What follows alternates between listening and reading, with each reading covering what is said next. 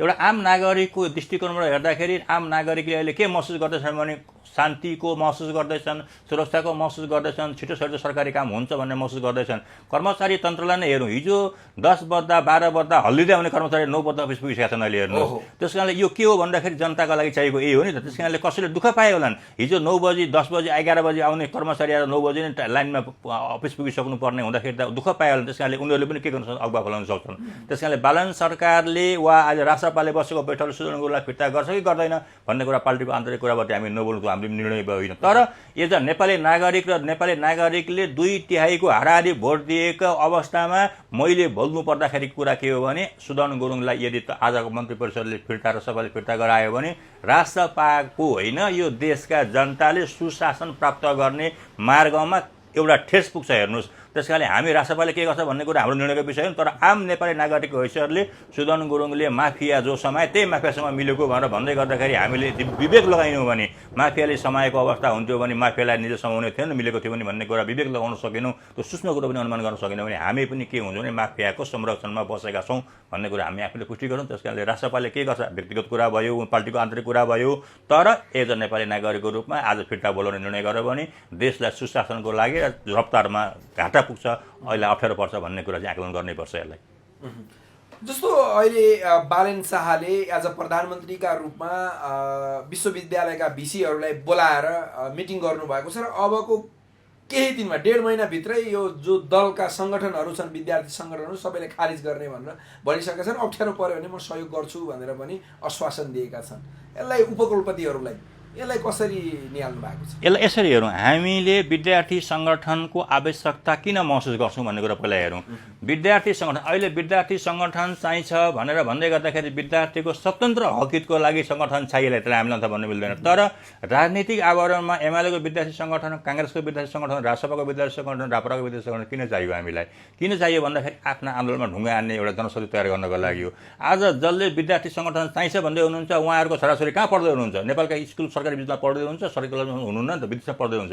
आफ्ना छोराछोरीलाई विदेशमा पढ्न पठाउने र गरिब निमुखा जनताका छोराछोरी जो सरकारी कलेजमा पढाउँछन् उनीहरूलाई विद्यार्थी सङ्गठन खोलेर ढुङ्गा हान्न लगाएर अन्तिममा चाहिँ विकल्पमा खाडी मुलुकमा र मलेसियामा पठाएर चाहिँ कामदार बनाएर अनि हामीले त्यहाँबाट आएको सम्पत्ति त्यहाँको हामीले चाहिँ आर्थिक प्रयोग गरेर त्यहाँको रेमिटेन्स प्रयोग गरेर हामी देश चलाउन र शासन गर्न भ्रष्टाचार गर्नका लागि हामीले विदेश सङ्गठन चाहिएको हो, होइन नि त? त्यस कारणले तपाईँको छोराछोरी पनि यदि पढाउँदै हुन्छ भने आउनुहोस् खुलेर, तपाईँ चिल्लो गाडीमा आएर ओर्लिनुहुन्छ अनि विद्यार्थीलाई समर्थन गरेर हिँड्नुहुन्छ। त्यो विद्यार्थीले ढुङ्गा हान्ने विद्यार्थीको भविष्य भोलि के हुन्छ? यदि विद्यार्थी सङ्गठन विद्यार्थीका ल्याएको थियो भने 19 गते जुन निहत्ता विद्यार्थीको हत्या भयो त्यो दिन विद्यार्थी सङ्गठनको आवाज किन आएन? त्यस कारणले विद्यार्थी सङ्गठन चाहिँदैन। त्यस कारण यस कारणले चाहिँदैन कि विद्यार्थीको हक हितको लागि होइन, कुनै सीमित पहुँच भएका व्यक्तिहरूको यहाँ तानासा, यहाँ निरङ्कुश तन्त्र, यहाँ माफिया तन्त्रलाई संरक्षण गर्दैनलाई ढुङ्गा हान्नका लागि विद्यार्थी सङ्गठन खोलेको हुँदाखेरि विद्यार्थी सङ्गठन चाहिँदैन। त्यस कारणले यदि विद्यार्थीको हक हितको लागि चाहिने थियो भने यी तमाम अवस्थामा खाडी मुलुकमा जाने जनशक्ति तयार गर्ने कलेजको लागि विद्यार्थी सङ्गठन चाहिँदैन। त्यस कारणले बालन शाहले जे गर्दैछन् त्यो भनेको गरिब जनतालाई हिजो जो विद्यार्थीहरूले विद्यार्थी सङ्गठन खोलेको थिए उनीहरूले चाहिँ आज भन्नु सक्नु पर्यो कि हामीले तपाईँहरूलाई यो सुरक्षित गर्छौँ, यो रोजगार प्रत्याभूति गर्छौँ भनेका थिएन। त्यस कारणले आज विद्यार्थी सङ्गठनमाथि प्रतिबन्ध लगाउनु भनेको चाहिँ के हो त भन्दाखेरि नेपाली जनताका गरिब नेपाली जनता निमुखा जनताका छोराछोरीले पनि शिक्षा पाएर रोजगारको बाटो पाउनुपर्छ। मलेसियामा गएर चाहिँ खाडी मुलुकमा गएर चाहिँ ढुङ्गा बोकेर चाहिँ ताताकामा बस्नु पर्दैन भन्ने कुराको पुष्टि गर्ने एउटा यो सुशासनको एउटा प्रत्याभूति हो। त्यस कारणले यसलाई हामीले विरोध गर्नु हुँदैन भन्ने चाहिँ मेरो आकलन हो। यो सहकारीको विषयमा पनि नेपालमा विभिन्न बेला चर्चा परिचर्चा हुने गर्छ। सरकार फेरिने बित्तिकै सहकारी बाट पीडित बनेका ती पीडितहरूले कहिले पनि न्याय पाएनन्। ठुला माछाहरू भागै रहे, जस्तै जीबी राई लगायतका मान्छेहरूलाई कहिले समाउने, कुन चाहिँ गृहमन्त्रीले समाउला भन्ने पनि टिका टिप्पणी गरिरहेका छन् र अहिलेका गृहमन्त्रीलाई पनि जीबी राई कहिले समाउने भनेर प्रश्न गरिरहेका छन्। यो विषयमा अब जीबी राई पक्राउ पर्न सक्छन् कि सक्दैन, सरकारले कसरी अगाडि कदम चाल्नुपर्छ र ती पीडितहरूलाई न्याय दिलाउनको लागि के गर्नुपर्छ जस्तो लाग्छ? यस्तो हुन्छ, पीडितहरूले न्याय पाउनुपर्छ। सहकारी सञ्चालकले सहकारी खोलेर ठगी गरेका छन् भने तिनीहरूले कानुनी दायरामा आउनुपर्छ। सबैभन्दा पहिला हामीले के गर्नु भने सहकारीको जति पनि ऋण प्रवाह भएको छ सहकारीका सञ्चालकले आफै पैसा प्रयोग गरेका छन् भने निजहरूको घर जग्गा बिक्री गरेर त्यसलाई ऋण तिर्न प्रयोग गर्नुपर्छ। थोरै रकम छ भने सानो कोषलाई चाहिँ राज्यले पनि प्रयोग गरेर तिर्दिनु पर्यो। त्योदेखि बाहेक धेरै सम्पत्ति ऋण प्रवाह गरेर ऋण उठेको छैन भने त्यो उठाउन ऋण राज्यले पनि सहयोग गरिदिनुपर्छ। यदि सहकारी सञ्चालकले प्रयोग गरेर भने तिनीहरूको सम्पत्ति जफत गर्नुपर्छ। त्यसैले यसरी हामीले सहकारी सञ्चालकहरूलाई कानुनको दायरामा ल्याएर निजहरूको व्यक्तिगत सम्पत्तिबाट पनि नागरिकको पीडितको पैसा चाहिँ हामीले असुल उत्पल गरिदिनु राज्यले सहयोग गर्नुपर्छ, पहिलो कुरा।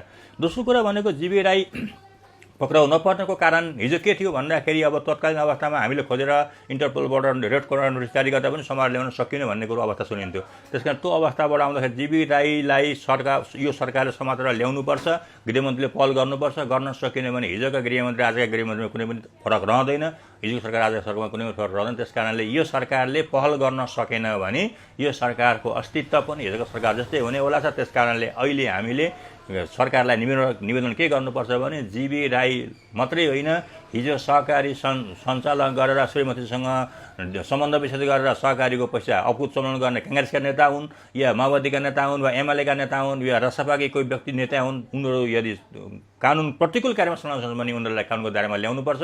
ल्याउन सकिएन भने यो देशमा नयाँ सरकार नयाँ जनमतले कुनै पनि काम गर्दैन। त्यस कारणले यसमा समग्र रूपले हामीले सरकारलाई घचुझाउनुपर्छ, यो काम अघि छिटोभन्दा छिटो गर्नुपर्छ, जीवीलाई समातेर ल्याउनुपर्छ भन्ने आग्रह गर्नुपर्छ। अन्तिममा छोटकरीमा बताइदिनुहोस्, जसरी यो सरकारका काम कारबाही जसरी अगाडि तीव्र रूपमा बढिरहेका छन् त्यही अनुरूप विभिन्न बाधा अडचनहरू पनि आइराखेका छन्। यी बाधा अडचनहरू आउँदै जान्छन् कि अथवा यी बाधा अडचनहरू चाहिँ बिचौलियाहरू धेरै भएर पनि बाधा अडचनहरू क्रिएट गरिरहेका छन्, सिर्जना गरिरहेका छन्? अन्तिममा के लाग्छ तपाईँलाई? यस्तो हुन्छ, लगभग मलाई लाग्छ 1 वर्षसम्म योभन्दा कठिन अवस्था सरकार झेल्नुपर्ने हुन्छ। हेर्नुहोस्, योभन्दा कठिन अवस्था झेल्नुपर्छ। किनभने अब यहाँ तपाईँलाई फसाउन, मलाई फसाउन, यहाँ हिजो ऐन संशोधन गरेर भए पनि मान्छे फसायो। हेर्नुहोस्, त्यस कारणले यहाँ हिजो खाना पल्किएका, शोषण गर्न पल्किएका, हिजो बिचौलियाको रजलमा पैसाको रोजगजमा चलेका जुन दल नेता र जुन पात्रहरू थिए, चाहे त्यो वकिल हुन्, चाहे त्यो नेता हुन्, चाहे राजनीतिक नेता हुन्, चाहे सामाजिक सेवकको रूपमा मुखुन्डा बोकेका व्यक्तिहरू हुन्, तिनीहरूले हिजो खाना पल्किएका थिए जनतालाई शोषण गरेर, दासत्व बनाएर।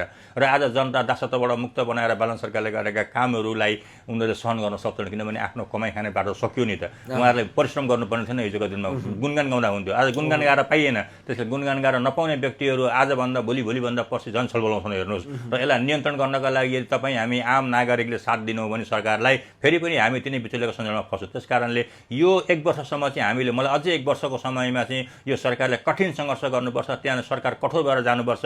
त्योभन्दा अगाडि हामीले न्यायपालिकालाई पनि बेहात सुधार गर्नुपर्छ। न्यायपालिकामा पनि सुधार संरचना गर्न सकिनु भने त्यहाँबाट पनि बिचौलियाहरू, त्यहाँबाट पनि माफियाहरूले उन्मुक्ति पाउने पर्याप्त अवसरहरू छन्। त्यस कारणले 1 वर्षको समय भनेको सरकारलाई अति कठिन समय हो र सरकारको लागि होइन, नेपाली जनताको लागि 1 वर्षको समय भनेको दुःखको र कष्टको समय हुन्छ।